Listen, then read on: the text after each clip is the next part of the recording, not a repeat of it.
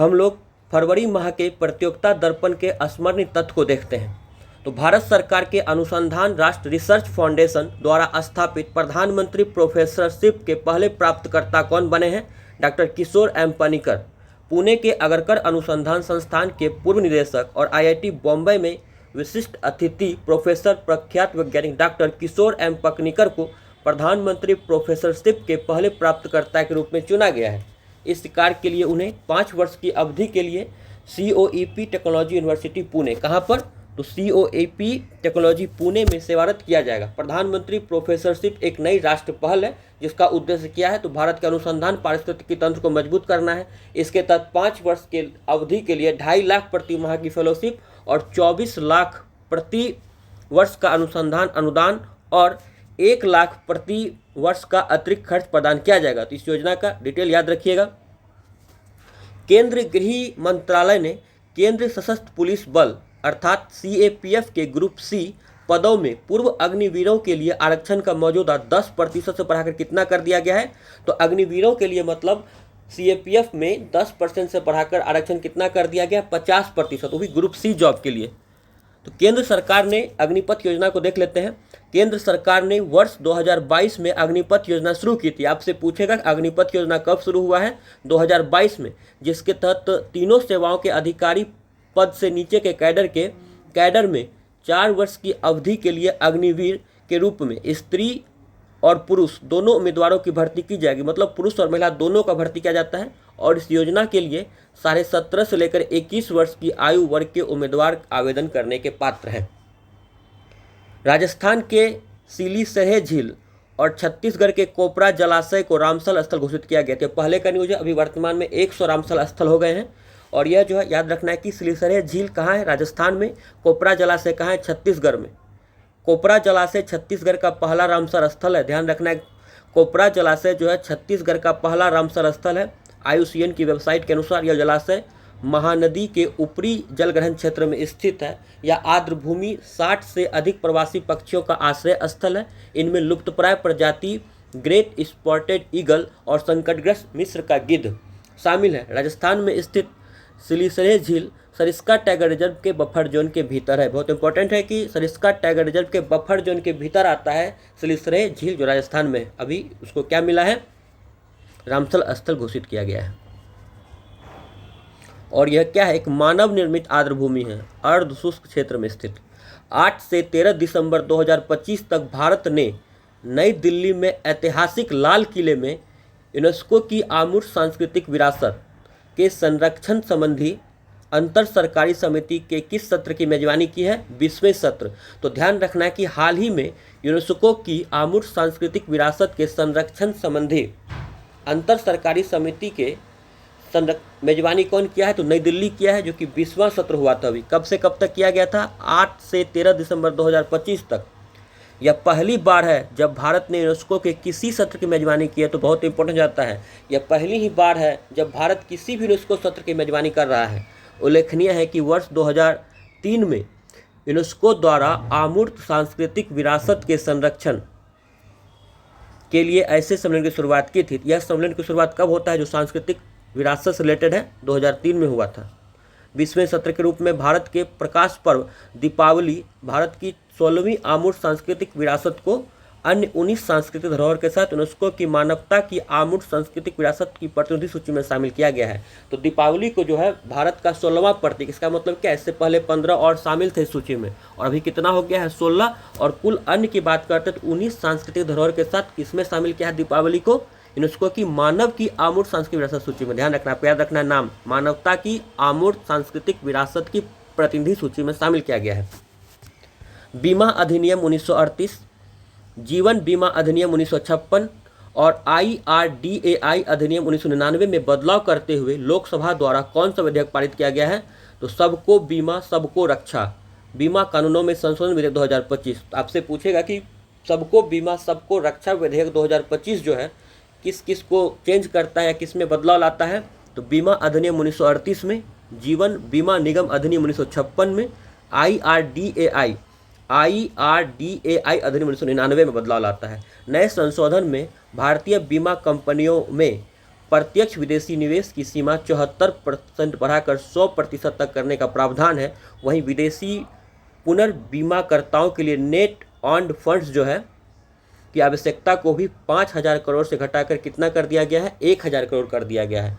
भारत के पहले स्वदेशी 1.0 gigahertz 24 bit dual core microprocessor Dhruv 64 को विकसित किया गया। तो भारत का पहला ही स्वदेशी 1.0 गीगाहर्ट्ज का 64 bit dual core micro processor विकसित किया गया। नाम क्या रखा है? ध्रुव 64। कौन विकसित किया है? उन्नत कंप्यूटिंग विकास केंद्र CDAC द्वारा। भारत के पहले स्वदेशी 1.0 gigahertz 64 bit dual core micro processor जो कि ध्रुव 64 है को माइक्रो प्रोसेसर विकास कार्यक्रम के तहत उन्नत कंप्यूटिंग विकास केंद्र द्वारा विकसित किया गया है। 18 दिसंबर 2025 को अंतर्राष्ट्रीय ख्याति प्राप्त मूर्तिकार राम वी सुतार अर्थात या रामवंजी सुतार का निधन हो गया। कितने वर्ष की आयु में निधन हुआ? 100 वर्ष की आयु में। रामजी सुतार क्या थे? जो कि एकदम प्रख्यात मूर्तिकार थे। अंतर्राष्ट्रीय ख्याति प्राप्त मूर्तिकार राम वी सुतार ने गुजरात में स्टैच्यू ऑफ यूनिटी का डिजाइन किया था जो कि 182 मीटर ऊंचाई के साथ विश्व की सबसे ऊंची प्रतिमा है। तो विश्व की सबसे ऊंची प्रतिमा जो गुजरात में स्टैच्यू ऑफ यूनिटी है उनको डिजाइन भी इन्होंने ही किया था जो कि 182 मीटर ऊंचा है। स्क्वैश विश्व कप 2025 में भारत ने किस देश को हराकर अपना पहला खिताब जीता है? तो हांगकांग जीता है। बहुत इंपॉर्टेंट हो जाता है कि भारत ने पहली बार स्क्वैश विश्व कप जीत लिया है। किसको हराया है? हांगकांग को हराया है। स्क्वैश विश्व कप 2025 का आयोजन चेन्नई में 9 से 14 दिसंबर 2025 को किया गया था। इस टूर्नामेंट में भारत ने फाइनल में हांगकांग को 3-0 से हराकर अपना पहला स्क्वैश विश्व कप खिताब जीता है। उल्लेखनीय है कि भारत की यह उपलब्धि हासिल करने वाला पहला एशियाई देश बन गया और याद रखना है कि भारत जो है ऐसा पहला एशियाई देश बन गया जो स्क्वैश विश्व कप जीता है। गौरतलब है कि 2023 के संस्करण में भारत कांस्य पदक जीतने में सफल रहा था। वर्तमान खिताबी जीत के साथ भारत स्क्वैश विश्व कप का खिताब जीतने वाले ऑस्ट्रेलिया, इंग्लैंड और मिस्र के बाद चौथा देश बना है। तो भारत जो है स्क्वैश विश्व कप जीतने वाला विश्व का चौथा देश बना है, ऑस्ट्रेलिया, इंग्लैंड और मिस्र के बाद। 2028 लॉस एंजल्स ओलंपिक में स्क्वैश को शामिल कर दिया गया। 2028 के लॉस एंजल्स में ओलंपिक में जो होगा 2028 में जो लॉस एंजल्स में ओलंपिक होने वाला है वहाँ भी स्क्वैश को शामिल किया गया है। विश्व असमानता रिपोर्ट 2026 के अनुसार भारत में सबसे धनी 10% लोगों के पास कुल संपत्ति का लगभग कितना प्रतिशत है? तो लगभग 65% है। नवीनतम विश्व असमानता रिपोर्ट 2026 के अनुसार भारत में आय असमानता विश्व में सबसे अधिक है। तो विश्व असमानता रिपोर्ट क्या बोलती है कि भारत की जो आय असमानता है विश्व में सबसे अधिक है। रिपोर्ट के अनुसार शीर्ष 10% आय अर्जित करने वाले लोग राष्ट्र आय का 58% हिस्सा प्राप्त करते हैं, जबकि निचले 50% लोगों को केवल 15% ही मिलता है।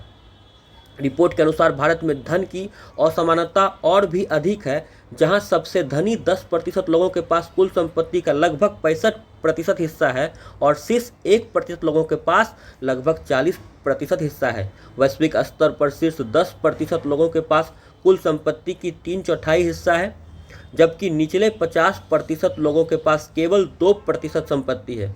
विश्व के शीर्ष 1 लाख लोगों के पास सामूहिक रूप से वैश्विक संपत्ति का लगभग 3% है, जो विश्व की वयस्क आबादी के निचले आधे हिस्से से भी अधिक है। बहुत इंपॉर्टेंट डेटा है ये इस डेटा का उपयोग मेंस में बहुत ज़्यादा किया जाता है।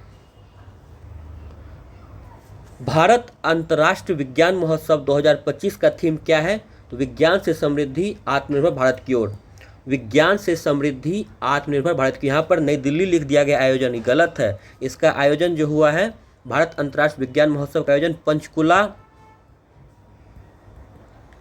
हरियाणा में किया गया। आपको याद रखना है कि भारत अंतर्राष्ट्रीय विज्ञान महोत्सव कहाँ हुआ है? पंचकुला हरियाणा में। और इसका थीम क्या है 2025 का? विज्ञान से समृद्धि आत्मनिर्भर भारत की ओर। वर्ष 2025 का प्रतिष्ठित टर्नर पुरस्कार किसे दिया गया है? तो नैना कालू को, जो कि स्कॉटिश कलाकार हैं। वर्ष 2025 का प्रतिष्ठित टर्नर पुरस्कार किसे दिया गया है? नैना कालू। टर्नर पुरस्कार नैना कालू, जो कि स्कॉटिश कलाकार हैं। वर्ष 1984 में स्थापित इस पुरस्कार का नाम क्रांतिकारी चित्रकार JMW टर्नर के नाम पर रखा गया था। यह पुरस्कार प्रति वर्ष एक ब्रिटिश कलाकार को उनके काम की उत्कृष्ट या अन्य प्रस्तुति के लिए दिया जाता है। FIH हॉकी महिला जूनियर विश्व कप 2025 का खिताब किस देश ने जीता है? नीदरलैंड जीता है। FIH हॉकी महिला जूनियर विश्व कप 2025 का खिताब किसने जीता? नीदरलैंड ने जीता है। चिली के सेंटियागो में आयोजित कहाँ हुआ है खेल कहाँ हुआ था? तो चिली के सेंटियागो में आयोजित FIH हॉकी महिला जूनियर विश्व कप के फाइनल में नीदरलैंड ने अर्जेंटीना को हराकर लगातार तीसरी बार और ओवरऑल 6 बार छठा बार विश्व खिताब अपने नाम किया है। तो आपसे पूछेगा कि FIH हॉकी महिला जूनियर विश्व कप कौन जीता है? नीदरलैंड जीता है। किसे हराया है? तो अर्जेंटीना को हराया है। और यह खेल कहाँ हुआ था? सेंटियागो चिली में। बेल्जियम ने चीन को हराकर इस प्रतियोगिता का कांस्य जीता। इसे याद नहीं रखे तो कोई बात नहीं, लेकिन जो अंडरलाइन की है उसको याद रखिएगा। International diabetes federation diabetes Atlas के 11वें संस्करण के रूप में मधुमेह समस्या 2024 में लगभग 580 मिलियन वयस्कों से बढ़कर 2050 तक कितने मिलियन वयस्क हो जाएंगे? तो लगभग 850 से 900 मिलियन वयस्क हो जाएंगे। इंटरनेशनल डायबिटीज फेडरेशन जारी किया है डायबिटीज एटलस का कौन सा संस्करण है? डायबिटीज एटलस का 11वां संस्करण जारी हुआ है के रूप में मधुमेह समस्या लगभग क्या होगा? 2024 में जो लगभग 580 मिलियन वयस्क है, अभी बढ़कर 50 में कितना हो जाएगा? 850 से 900 मिलियन से अधिक हो जाएगा। मधुमेह की व्यापकता 2024 में वयस्क आबादी का 11.11% से बढ़कर 2050 में 12.96% हो जाएगी। 2024 में जो मधुमेह की व्यापकता थी वयस्क आबादी में वो 11.11% था, जो कि 2050 तक बढ़कर कितना होगा? 12.96% हो जाएगा। उल्लेखनीय है कि 2024 में लगभग 148 मिलियन मधुमेह रोगियों के साथ चीन पहले स्थान पर है और भारत लगभग 90 मिलियन की आबादी के साथ दूसरे स्थान पर है। तो सबसे अधिक वयस्क मधुमेह रोगी कहाँ है? चाइना में 148 मिलियन, भारत दूसरे स्थान पर है 90 मिलियन के साथ, और अमेरिका तीसरे स्थान पर है। उसके बाद पाकिस्तान का स्थान आता है। भारतीय प्रधानमंत्री नरेंद्र मोदी ने 15 से 18 दिसंबर 2025 के बीच किन देशों की यात्राएं संपन्न की हैं? तो कहाँ गए थे? जॉर्डन, इथोपिया और ओमान की यात्रा किया था। जॉर्डन, इथोपिया और ओमान। प्रधानमंत्री नरेंद्र मोदी 15 से 16 दिसंबर तक जॉर्डन, दोनों देशों के बीच राजनीतिक संबंधों की 75वीं वर्षगांठ, और 16 से 17 दिसंबर को फिर इथोपिया जाते हैं, फिर 17 से 18 दिसंबर को ओमान की यात्रा करते हैं। इथोपिया यात्रा के दौरान मोदी ने एक पेड़ माँ के नाम और इस देश की हरित विरासत पहल के तहत इथोपियाई संसद में पौधा भी लगाया। तो कहाँ पर मोदी जी ने एक पौधा लगाया? किस संसद में? इथोपिया के संसद में, और एक पेड़ माँ के नाम के तहत और इस देश की हरित विरासत पहल के तहत इथोपियाई संसद में पौधा लगाया। इस यात्रा के दौरान प्रधानमंत्री मोदी को क्या मिला है? इथोपिया का सर्वोच्च पुरस्कार मिला है। इथोपिया के महान सम्मान निशान दिया गया है। तो प्रधानमंत्री मोदी जी को इथोपिया का भी सर्वोच्च सम्मान मिल चुका है। नाम क्या है उसका? इथोपिया के महान सम्मान निशान। इथोपिया के महान सम्मान निशान। और ओमान का प्रथम श्रेणी के ऑर्डर ऑफ ओमान पुरस्कार से भी मिल गया है, और ओमान से भी सर्वोच्च सम्मान मिला। उसका नाम क्या है? ऑर्डर ऑफ ओमान पुरस्कार। इथोपिया का मिला है महान सम्मान निशान, इथोपिया के महान सम्मान निशान, और ओमान का मिला है ऑर्डर ऑफ ओमान। जब मैं वीडियो रिकॉर्ड कर रहा हूँ अभी तक प्रधानमंत्री मोदी को 35 पुरस्कार मिल चुके हैं। इंडोनेशिया सबसे लेटेस्ट है। उसके बाद है 17 से 19 दिसंबर 2025 के बीच नई दिल्ली के भारत मंडपम में संपन्न पारंपरिक चिकित्सा पर WHO का वैश्विक शिखर सम्मेलन 2025 का विषय क्या रखा गया है? इसका विषय है restoring balance, the science and the practice of health and wellbeing. तो 17 से 19 दिसंबर 2025 के बीच में नई दिल्ली में आयोजित हुआ है। क्या हुआ है? पारंपरिक चिकित्सा पर WHO का वैश्विक शिखर सम्मेलन। और यह शिखर सम्मेलन जो है दूसरे नंबर का है, सेकेंड वाला है। पहला जामनगर गुजरात में आयोजित किया जा चुका है पिछले वर्ष। ये 2025 में जो हुआ सेकेंड नंबर का। इसका थीम क्या रखा गया? इसका डेट भी याद रखिए, 17 से 19 दिसंबर 2025 को हुआ था। इसका थीम क्या है? Restoring balance, the science and practice of health and wellbeing. मतलब कि अगर देखिए, अगर आपको पारंपरिक चिकित्सा लाना है तो रीस्टोर करना पड़ेगा ना। अभी हम लोग धीरे धीरे पारंपरिक चिकित्सा को भूलते जा रहे हैं, इसके लिए रीस्टोर करना, इसे ध्यान रखेंगे। रीस्टोरिंग बैलेंस इसका थीम है। यह सम्मेलन विश्व स्वास्थ्य संगठन और भारत सरकार के, यह सम्मेलन कौन करता है? तो विश्व स्वास्थ्य संगठन और भारत सरकार के आयुष मंत्रालय द्वारा संयुक्त रूप से आयोजित किया गया है। यह इस सम्मेलन का देखिए लिखा है ना, दूसरा संस्करण था। उल्लेखनीय है कि शिखर सम्मेलन में WHO traditional medicine global library की घोषणा की गई है। इसमें क्या घोषणा हुआ है? तो WHO traditional medicine global library बनेगी। यह एक नया वैश्विक सूचना संसाधन है जिसका उद्देश्य स्वास्थ्य प्रणालियों के भीतर पारंपरिक पूरक एकीकृत चिकित्सा को मजबूत करना है। यह गुजरात घोषणा 2023 पर आधारित है। WHO की वैश्विक पारंपरिक चिकित्सा रणनीति 2035-34 के अनुरूप है। तो WHO पूछेगा कि पारंपरिक चिकित्सा रणनीति जो WHO द्वारा जारी किया है कब से कब तक के लिए है, तो डेट याद रखिए इसका 2025 से 34 तक, 2025 से 2034 तक के लिए WHO अपना वैश्विक पारंपरिक चिकित्सा रणनीति जारी किया है। भारत ने किस देश के साथ रसद सहायता का पारंपरिक आदान प्रदान यानी कि रेलॉस संबंधी समझौता के तहत रसिया के साथ किया है? 4 से 5 दिसंबर 2025 को नई दिल्ली की अपनी 2 दिवसीय आधिकारिक यात्रा के कुछ दिनों बाद रूसी राष्ट्रपति व्लादिमीर पुतिन ने भारत के साथ एक प्रमुख सैन्य समझौता किया है जो कि रेलॉस पर हस्ताक्षर किया है। इसको बोलते हैं रेलॉस। यह समझौता रूस और भारत के बीच सैन्य टुकड़ियों, युद्धपोतों और सैन्य विमानों की आवाजाही को नियंत्रित करने वाली प्रक्रियाओं के साथ साथ एक दूसरे की सेनाओं का रसद संबंधी सहायता प्रदान करने व्यवस्था बहुत इंपॉर्टेंट है। यह पूछेगा रेलॉस समझौता भारत ने किस देश के साथ किया है? रसिया से किया है। रेलॉस समझौता किससे संबंधित है?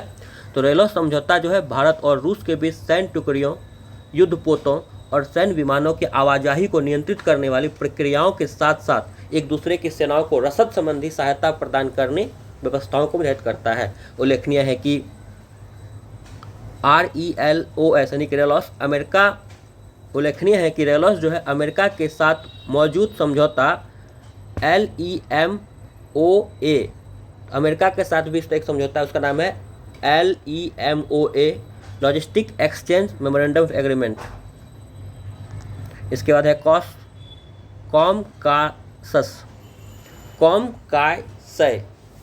COMCASA communications capability and security agreement, और एक है BECA basic exchange and cooperation agreement के ही समान है। तो भारत का यह सब अमेरिका के साथ है। उल्लेखनीय है कि रेलॉस जो है अमेरिका के साथ मौजूद समझौता जो है भारत के साथ समझौता ये सब है, logistic exchange memorandum of agreement, इसके बाद COMCASA communications capability and security agreement, इसके बाद BECA basic exchange and cooperational agreement, यह भारत और USA के बीच है। हाल ही में किस देश ने घोषणा की है कि वह यूरोपीय संघ के प्रमुख छात्र विनिमय कार्यक्रम इरास्मस में पुनः शामिल होगा? तो ब्रिटेन बोला है। हाल ही में किस देश ने घोषणा किया है कि वह यूरोपीय संघ के प्रमुख छात्र विनिमय कार्यक्रम में फिर से शामिल होगा, जिसका नाम क्या है? इरास्मस। आपसे सीधा भी पूछेगा कि इरास्मस क्या है, तो यूरोपीय संघ का प्रमुख छात्र विनिमय कार्यक्रम है। अभी ब्रिटेन बोला है कि हम इसमें क्या होंगे, फिर से शामिल होंगे। यूरोपियन यूनियन में शामिल नहीं हो रहा है, याद रखिएगा। यूरोपियन यूनियन के कार्यक्रम है उसमें शामिल है, इसका नाम है इरास्मस।